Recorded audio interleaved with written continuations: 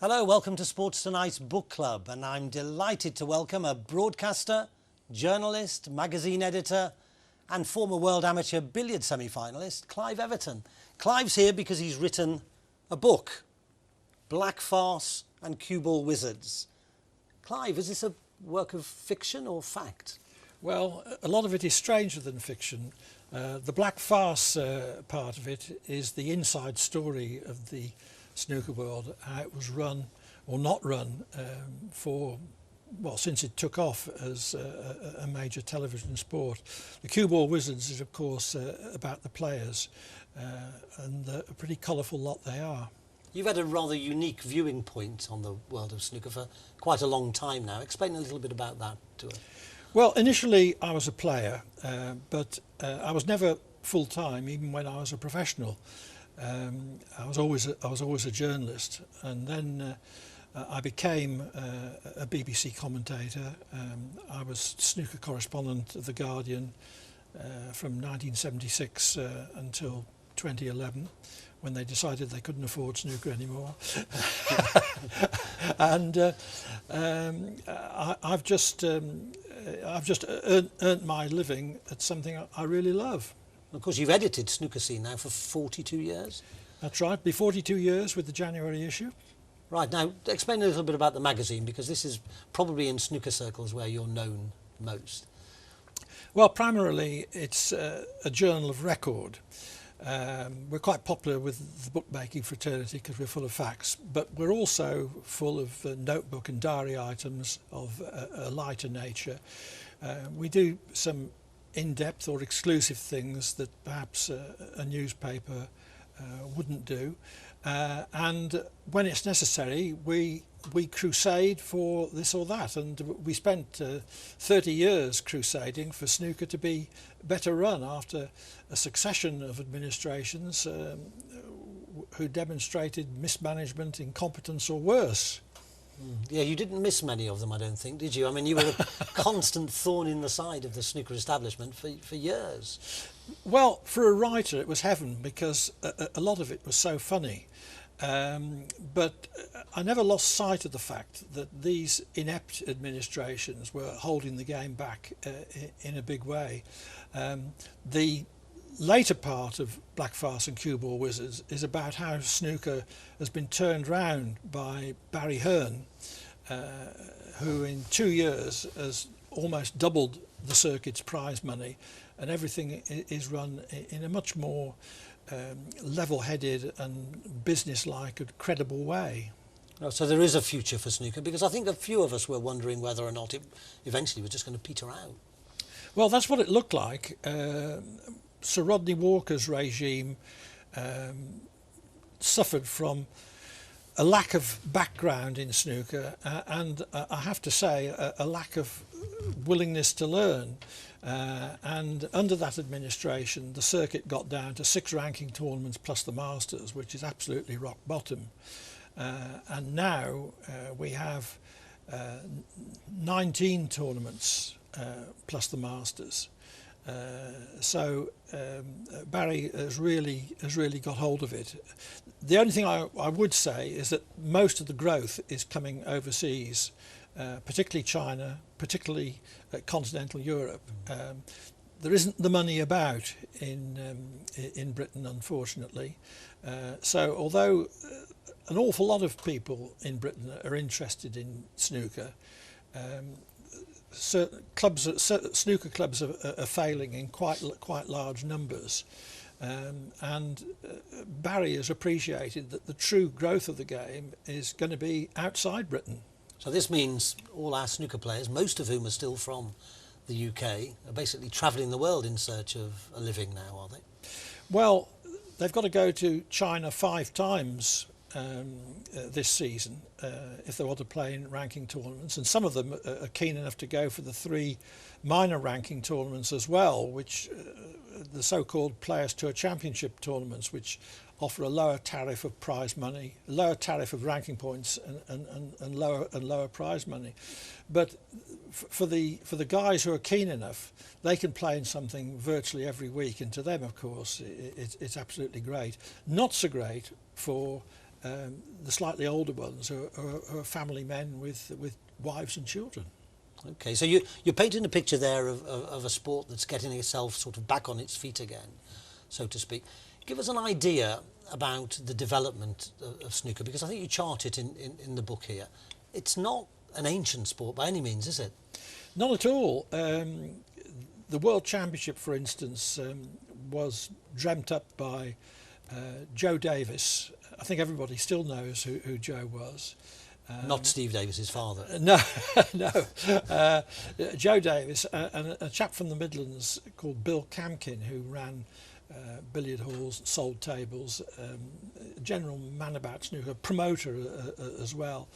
And of course, billiards was king in the 20s. But Joe and Bill Camkin, who were good mates, said, "Well, what about a snooker championship?"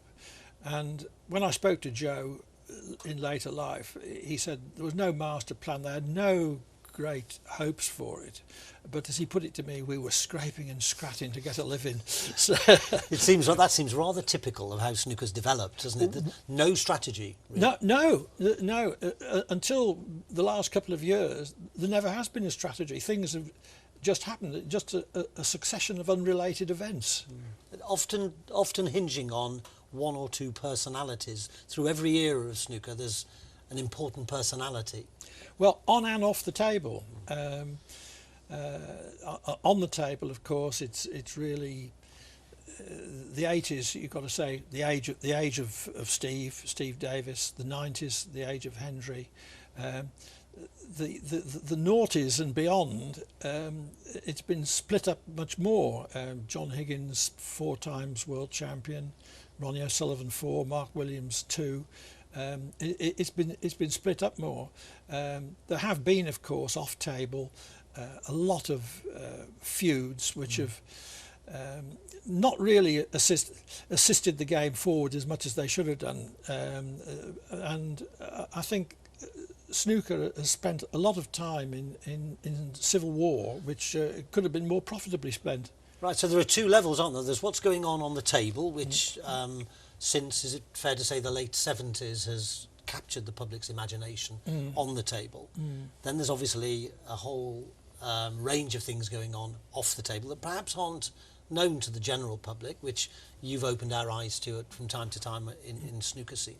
But let's talk for now about the players, and we'll talk about the politics later, because this book's fascinating. You tell about the players and a little bit about the background and the personality of the players, and obviously you talk about the machinations behind the scenes. But let's talk about the players, and I think you mentioned Joe Davis then, Clive. You were lucky enough to see him play, of course. I did. How good was he? Well, he was by far the best in his time. He did lose 4 times on level terms to his brother Fred. Never in the World Championship, because Joe very shrewdly, after holding the World Championship from the first one in May 1927 to 1946, he held it undefeated. He retired then. He always wanted to retire as undefeated champion. And what happened then was that all the other tournaments were played on a handicap basis. So Joe was inevitably the back marker on scratch.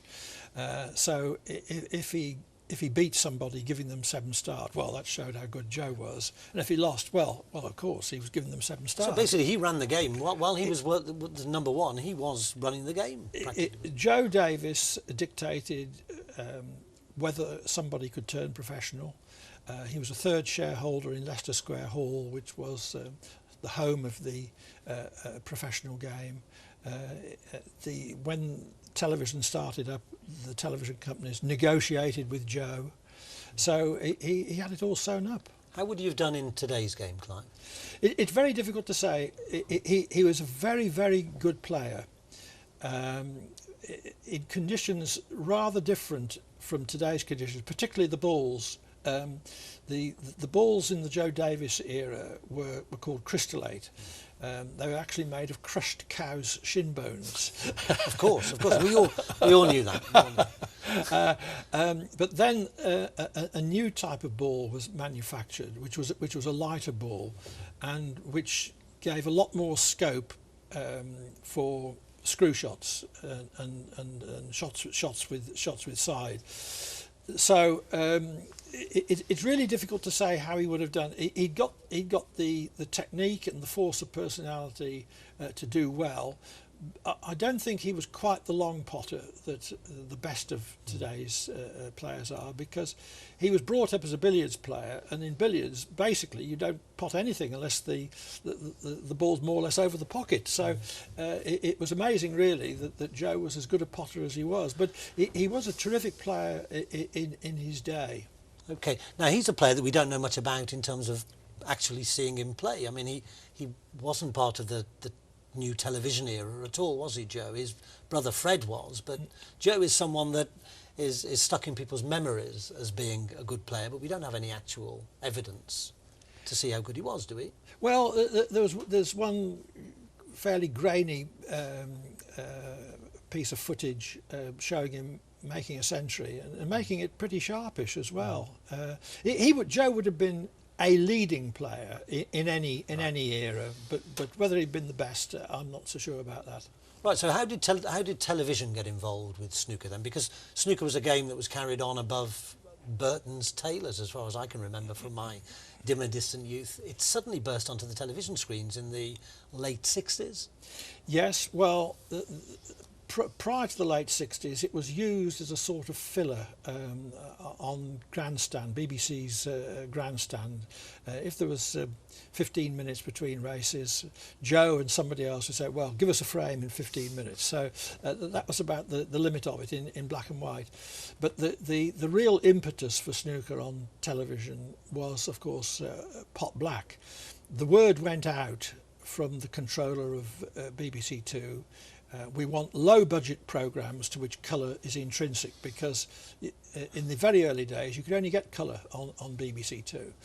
Well, you couldn't get anything much lower budget than snooker was in those days, and of course obviously colour was very important to it. But to the great surprise of the bigwigs at BBC, it was immediately very successful, and Pot Black was number 2 in the BBC Two ratings to Morecambe and Wise,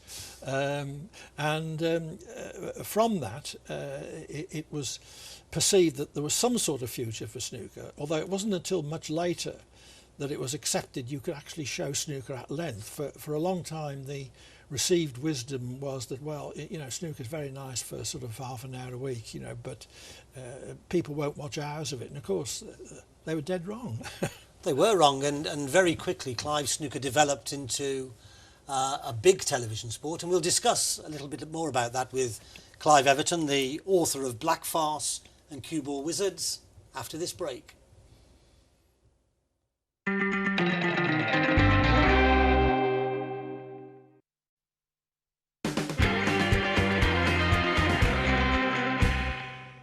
Hello, welcome back to the book club here on Sports Tonight. We're looking at Black Farce and Cue Ball Wizards with BBC commentator Clive Everton and, of course, editor of Snooker Scene. Clive, we were talking about the emergence onto television of snooker via Pot Black. When did your commentary career begin? Was it in those days? Well, the first commentary I did, I never did anything for Pot Black, but the first commentary I did was for ITV, which was England versus the rest of the world from the Holiday Inn Swiss Cottage. And I was selected, I put myself forward for this because up till then Ted Lowe had commentated both for BBC and ITV, and BBC wanted him to go exclusive, so there's a vacancy. So the first audition I did was sitting on a desk at Thames TV, and then they said, well, it was all right, but we'd like to have another look at you. It's just a question of your voice, and so we'd like you to do another audition. And so I went to, of all places, Stoke Poges Golf Club, and I was met there by chap from Thames TV, a representative of the sponsors, and somehow or other, joining us for lunch was one of the golf club members. He must have been the oldest member. I would imagine you had quite an entertaining lunch, did you? Well, it was a very liquid lunch for everybody except me, and the courses kept coming, and the brandies, the liqueurs, they all kept coming. And I thought, what about this audition? So, at about 4 o'clock in the afternoon, we adjourned to the billiards room, and I was given a microphone, and I said, well, what am I going to commentate on? And they said, oh, well, Richard, he was the sponsors man, he's going to be Ray Reardon. And the oldest member, he's going to be Fred Davis. So I would have to sort of commentate in imaginary close-up. In the golf club snooker room? In the golf club snooker room, imaginary close-up, just saying all the marvellous things that Reardon had done, and then follow that by this poor chappie missing a ball over the hole. So it was a complete farce. So I drove back to Birmingham sort of fairly depressed by this, because I thought, how can they tell anything after that? But the phone call came through, I got the job, and of course it dawned on me that what they were really after was a free lunch. And did you get the job? I got the job, yes. Oh, well done. Well done. And that was when? When would that have been? 1970? 75. 75. And since then, and you're still commentating on snooker on television. I know that. Yes. Well, I work for Sky. I'm sorry to say that my long association with the BBC came to an end in somewhat acrimonious circumstances. But I still. You can read all about that in here. Oh yes, it's all there. Believe me. It's all there. And I basically commentate for anybody who'll have me. And there's that, and the magazine, and books like this. So keep quite busy. You're one. If you forgive me, you're one of a dying breed almost in sports commentators. And I'm thinking of the likes of obviously Ted Lowe and of Dan Maskell and Murray Walker, all these people who became almost synonymous with the sport through the sort of 70s, 80s, 90s, etc. There aren't many of you left, you know. No, well, I think one of the reasons for that is that there's a tremendous emphasis now on ex-players. I mean, the way to become a snooker commentator is to win the World Championship. Which you're never going to do, obviously. Not now. Whereas in some sports, there are certain commentary skills which broadcasting professionals are absolutely essential for. I'm talking about football, really, where identification is so much because you're a journalist as much as a player. I mean, you were a player of some repute and some ability, but at heart you're a journalist, aren't you? Yes, I've got to say that for sheer enjoyment and visceral satisfaction, there's nothing to beat playing, and the thrill of winning a tight match and all that. But I always played part time. I was always a journalist primarily. Okay, now your journalism, particularly your snooker journalism, and I know you've covered other sports as well, which again you chart in your book, but your snooker journalism and editorship of Snooker Scene has occasionally landed you in some hot water with the authorities, it's fair to say. Well, the people running the World Professional Billiards and Snooker Association were such idiots in the main, and I can't keep quiet about things like that. I saw it as my role to expose incompetence, because if you don't expose incompetence, it just carries on. So they naturally didn't really like being criticised. I actually fell out with some people who I considered friends, but you can't hold back. If it's got to be said, it's got to be said. And you certainly said it. Yes. And their response was never to answer the criticism. It was always to try to get even with the critic, with various forms of legal action, all of which were eventually rebutted. And in fact, I sued them quite a few times, and I was awarded substantial libel damages. What's your head-to-head record with the WPBSA in the courts, would you say? Well, I haven't lost one. lost one, but I've really lost count of how many legal actions or threatened legal actions there were. I mean, getting on for 20 must be. So the magazine you edited and still edit, Snooker Scene, it's not just a fan's celebration of the sport, is it? There's more to it than that. Well, we like to fight for the best interests of the sport.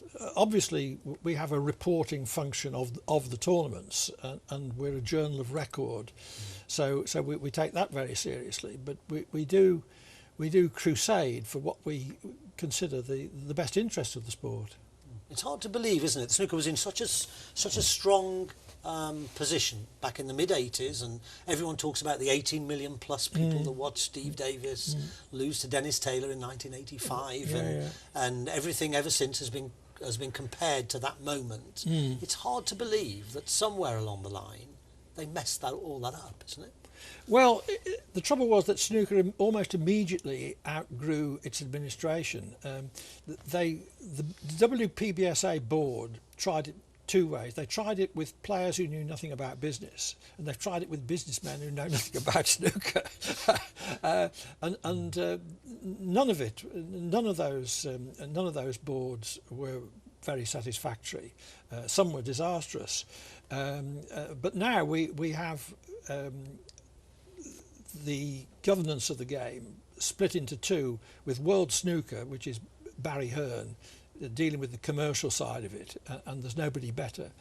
And the WPBSA has become the rules and regulatory authority, and they've got a very good chairman as well, Jason Ferguson, a former player who has been quite active in local politics. He was mayor of Ollerton for a while, and he's thrown himself into his job at WPBSA, heart and soul. So basically, snooker is pretty well run now.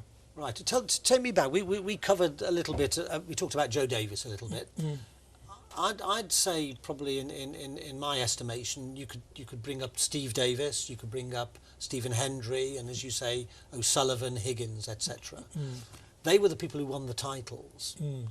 Tell me a little bit about the people who didn't win so many titles, the mavericks of the game, because the book tells us an awful lot of behind the scenes, Alex Higgins, Jimmy White, and some of these people who maybe were a little unorthodox, to say the least. Well, Alex Higgins was unorthodox on and off the table. He did win the World Championship twice, but he led a life of such excess, of such indiscipline, that he never got he didn't really get the best out of himself. Now, that's also true to a lesser extent of Jimmy White, who everybody knows lost in the world final 6 times, and I think you could say that part of the secret of winning matches and tournaments is the correct preparation, and Jimmy was never quite like that. Everything was off the cuff to him. He lived always in the moment, you know, no thought of tomorrow really. And I think he also sampled pretty well all the pleasures known to man. And so, he wasn't as dedicated to his craft as he might have been, but he sure has enjoyed himself. I wonder what the fascination is, and it goes for you too, what the fascination is with a game with 15 balls on a table, walking around with a piece of wood, knocking them into pockets so they fall into nets. Yeah. What is the fascination that brings people like yourself and gifted people like Alex and Jimmy and all the rest? Why are they so fascinated by snooker? Well, it's difficult to say. Why are women viewers of a certain age fascinated by snooker? I mean, you know, we get letters from 70-year-olds, 80-year-olds saying how much they love it. You know, that they couldn't make a 5 break themselves, but there's just something about the endless kaleidoscope of the colours which fascinates them. As far as I'm concerned, my fascination, and it's not just snooker, but it's when I watch other sports, the fascination is seeing how well a player will hold up under extreme pressure. That's the interesting bit. Okay. Well, listen, we've reached the end of our time together, Clive. This book is a reprint of a book that you did, or an update of a book you did 7 years ago, I believe. Yeah. Seven new chapters. Right. Are you going to be around long enough to give us another one? That's what I want to know. Well, I might do another one from scratch, but not for a while. Clive, it's been an absolute pleasure talking to you, and long may snooker scene and long may your commentary continue. Thank you. Thank you.